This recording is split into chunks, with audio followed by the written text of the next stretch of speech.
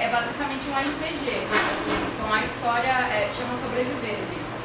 Aí a história é um ataque zumbi aqui em São Paulo, então ele é ambientado em São Paulo, e a gente segue o narrador, personagem que está procurando um amigo no meio desse ataque zumbi.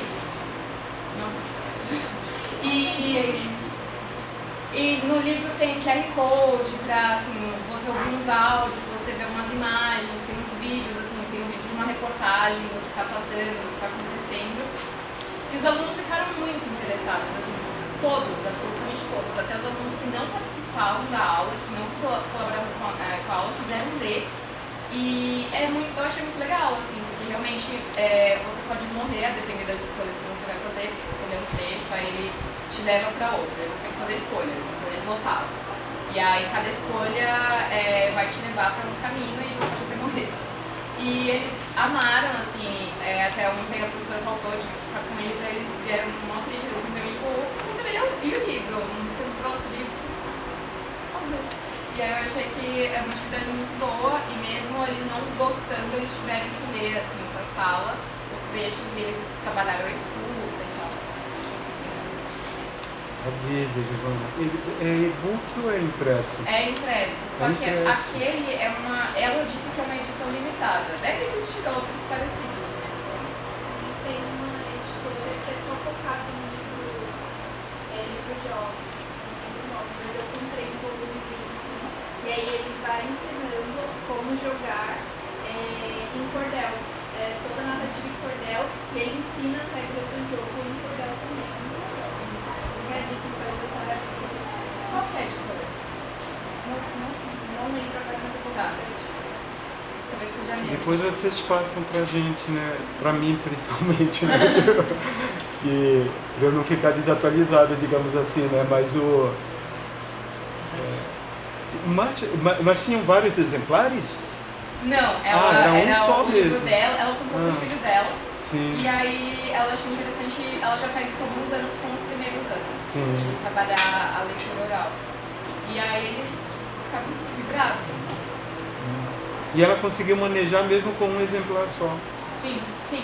Porque aí, por exemplo, como são trechos curtos que vão te direcionando para outros, cada trecho uma aluno lia. Entendi.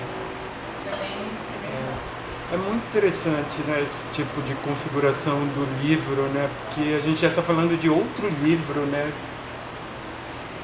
Você percebe que é um livro que coloca centralmente em jogo essa participação muito direta do leitor, né.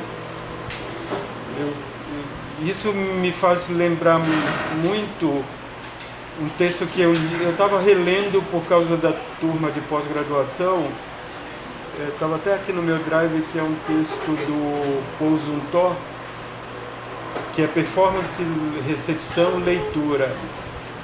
É ótimo, e quando ele fala, o Paul Zumthor, né, o francês que lidou com esse problema da poesia oral,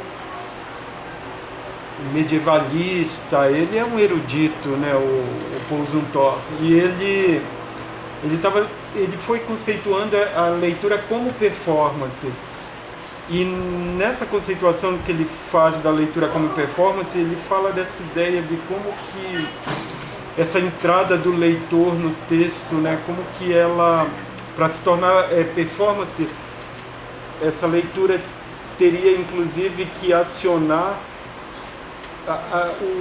hábitos perceptivos desse leitor e hábitos inclusive sensoriais. Então ele bate muito nessa tecla de uma leitura em que o corpo está muito empenhado, e quando ele fala corpo, ele não está falando metaforicamente, ele fala, por exemplo, dos batimentos cardíacos, da circulação sanguínea, de quando a gente lê e os efeitos que aquela leitura produz, então, nesse leitor, quando ela é considerada performance.